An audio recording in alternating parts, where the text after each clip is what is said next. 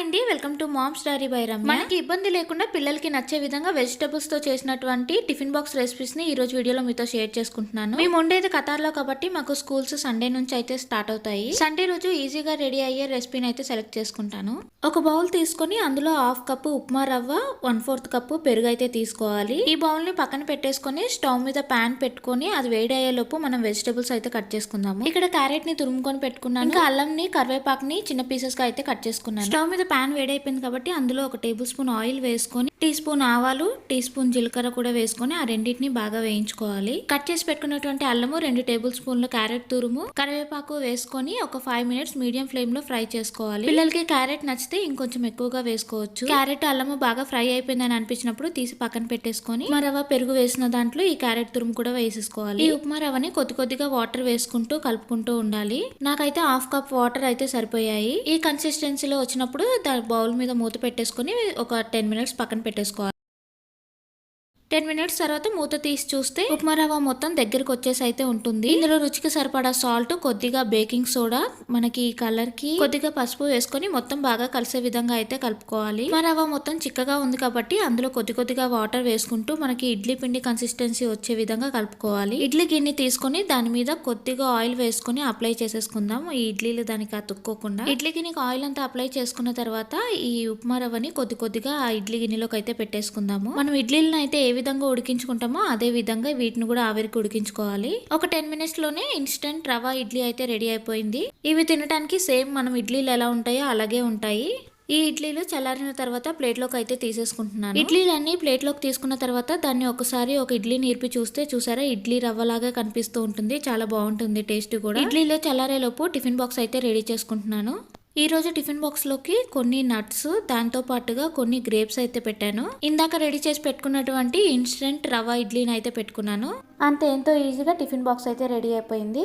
Tuesday రోజు tiffin box లోకి vegetable stuffed పునుగులు అయితే చేస్తున్నాను. ఒక మీడియం సైజ్ బంగాళదుంపని తీసుకుని ఓవెన్ లో ఒక 4 మినిట్స్ టైం సెట్ చేసుకుంటే చాలు, బంగాళదుంప ఉడికిపోతుంది. బంగాళదుంప ఉడికేలోపు నేను మిగిలిన వెజిటబుల్స్ అయితే కట్ చేసుకుంటున్నాను. ఇక్కడ కొద్దిగా ఆనియన్ పీసెస్, ఇంకా కొద్దిగా క్యారెట్ తురుము అయితే తీసుకున్నాను. ఇవి కట్ చేసేలోపు బంగాళదుంప అయితే ఉడికిపోయింది. దానికి స్కిన్ మొత్తం తీసేసుకొని ఫోర్క్ తో మెత్తగా అయితే చేసేసుకోవాలి. బంగాళదుంపనంతా మెత్తగా చేసుకున్న తర్వాత స్టవ్ మీద పాన్ పెట్టుకుని అది వేడి అయిన తర్వాత ఒక టేబుల్ స్పూన్ ఆయిల్ వేసుకోవాలి. ఆయిల్ కూడా వేడి అయిన తర్వాత ఆనియన్ పీసెస్ ని వేసుకుని అవి బాగా ఫ్రై చేసుకోవాలి. ఆనియన్స్ అన్ని ఫ్రై అయిన తర్వాత కొద్దిగా క్యారెట్ తురుము, బంగాళదుంప వేసుకొని ఆ రెండు బాగా కలిసే విధంగా కలుపుకొని ఒక 5 మినిట్స్ పాటు ఫ్రై చేసుకోవాలి.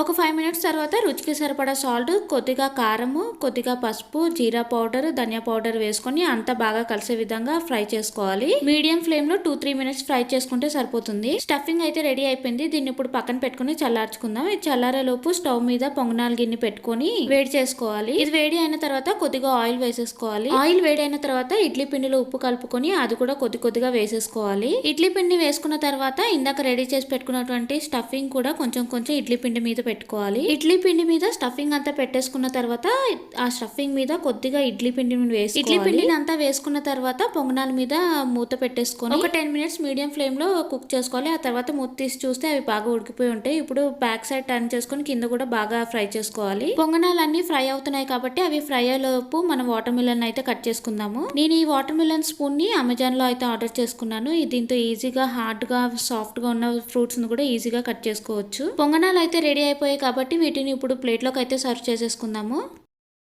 ఈ పొంగనాలు చల్లారేలోపు మనం టిఫిన్ బాక్స్ అయితే రెడీ చేసుకుందాము. రోజు టిఫిన్ బాక్స్ లోకి నట్స్ అయితే ఇయ్యను. మార్నింగ్ నట్స్ తినేసాడు కాబట్టి పల్లీలు పట్టి, దాంతో పాటుగా వాటర్ మిలన్, ఇంకా మనం రెడీ చేసి పెట్టుకున్నటువంటి స్టఫింగ్ పునుగులు కూడా పెట్టేసుకున్నాను. స్టఫింగ్ పునుగులను ఓపెన్ చేసి చూస్తే ఈ విధంగా ఉంటుంది. చాలా టేస్టీగా ఉంటుంది. అంటే ఎంతో ఈజీగా టిఫిన్ బాక్స్ అయితే రెడీ అయిపోయింది.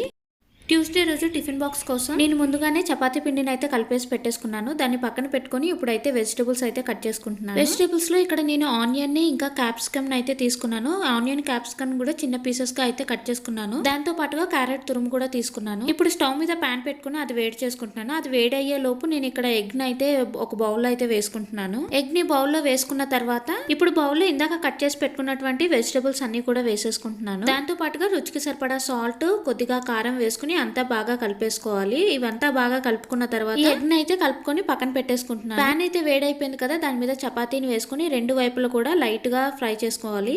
రెండు వైపులా ఫ్రై అయిన తర్వాత చపాతీని తీసేసి 1 టేబుల్ స్పూన్ ఆయిల్ వేసుకొని ఇందాక మనం కలిపి పెట్టుకున్నటువంటి ఎగ్ మిక్చర్ కూడా మొత్తం వేసుకొని దాని మీద చపాతీని వేసేసుకోవాలి. చపాతీని వేసుకొని మీడియం ఫ్లేమ్ లో ఒక 2-3 మినిట్స్ పెడితే చాలు, మనకి కింద ఎగ్ ఆమ్లెట్ బాగా మంచిగా ఫ్రై అయిపోతుంది. ఇప్పుడు హై ఫ్లేమ్ లో ఒక 3 మినిట్స్ ఫ్రై చేసుకోవాలి. అప్పుడు కింద చపాతీ కూడా బాగా ఫ్రై అవుతుంది. ఆమ్లెట్ ని కూడా ఒకసారి వేడి చేసుకున్నాం కదా, దీని మీద చీజ్ స్లైస్ అయితే పెట్టుకొని ఇప్పుడు చపాతీని అయితే ఫోల్డ్ చేసేసుకుంటున్నాను. అంతే, ఎంతో హెల్దీగా చీజ్ వెజిటేబుల్ ఆమ్లెట్ అయితే రెడీ అయిపోయింది. ఇది చల్లారే లోపు టిఫిన్ బాక్స్ అయితే రెడీ చేసుకుందాము. ఈ రోజు టిఫిన్ బాక్స్ లో నెయ్యిలో ఫ్రై చేసినటువంటి ఫూల్ మక్నా, దానితో పాటుగా కొన్ని గ్రేప్స్ అయితే పెట్టాను. ఇందాక రెడీ చేసినటువంటి చీజ్ వెజిటేబుల్ ఆమ్లెట్ కూడా పెట్టేశాను. అంతే, ఎంతో ఈజీగా టిఫిన్ బాక్స్ అయితే రెడీ అయిపోయింది. వెనస్డే రోజు టిఫిన్ బాక్స్లోకి దోసపిండితోటి వాఫిల్స్ అయితే చేస్తున్నాను. దోసపిండిలోకి సాల్ట్ కలిపేసి పక్కనైతే పెట్టేసుకున్నాను. నేనైతే ఈ వాఫిల్స్ మిషన్ అయితే యూస్ చేస్తున్నాను. ఎలక్ట్రిక్ది కాదు, స్టవ్ మీద డైరెక్ట్ పెట్టి వేడి చేసుకునేది. ఈ వాఫిల్స్ మేకర్ని స్టవ్ మీద పెట్టుకొని కింద బాగా వేడి చేసుకోవాలి. కిందంతా బాగా వేడి అయిన తర్వాత వాఫిల్స్ మేకర్లో కొద్దిగా ఆయిల్ వేసుకొని అది కూడా వేడి అయిన తర్వాత దోసపిండిని అయితే వేసేసుకోవాలి.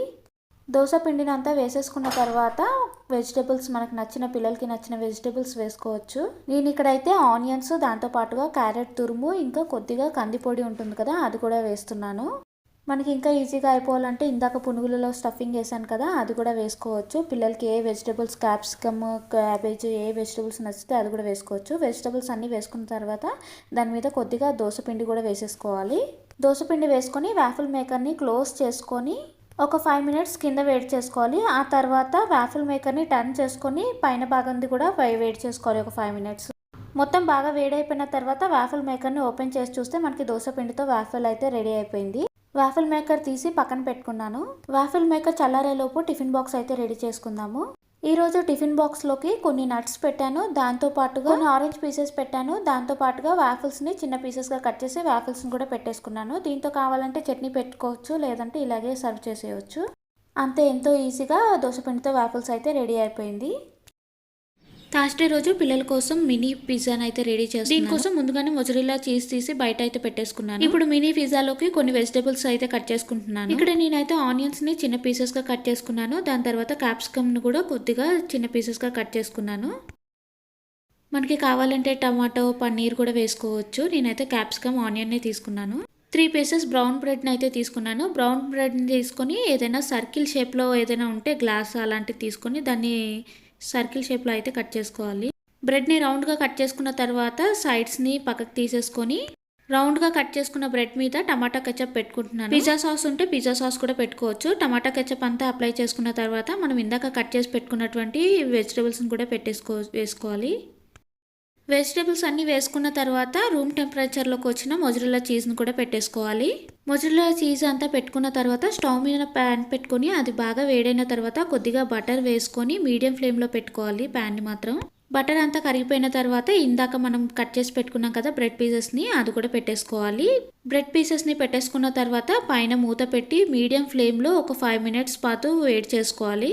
5 మినిట్స్ తర్వాత మూత తీసి చూస్తే మొజరెల్లా చీజ్ అనేది బాగా మెల్ట్ అయిపోయి ఉంటుంది. ఇప్పుడు ప్లేట్లోకి అయితే తీసుకుని పక్కన పెట్టుకుని చల్లారి పెట్టుకుందాం. మినీ పిజ్జా చల్లారే లోపు టిఫిన్ బాక్స్ అయితే రెడీ చేసుకుందాము. ఈ రోజు టిఫిన్ బాక్స్ లోకి నట్స్ కాకుండా డేట్స్ అయితే పెట్టాను. డేట్స్ ఒకటి పెద్ద సైజ్ పెట్టాను, దాంతో పాటుగా గ్రేప్స్ పెట్టాను. ఇందాక చల్లార్చుకున్న మినీ పిజ్జాను కూడా పెట్టేశాను.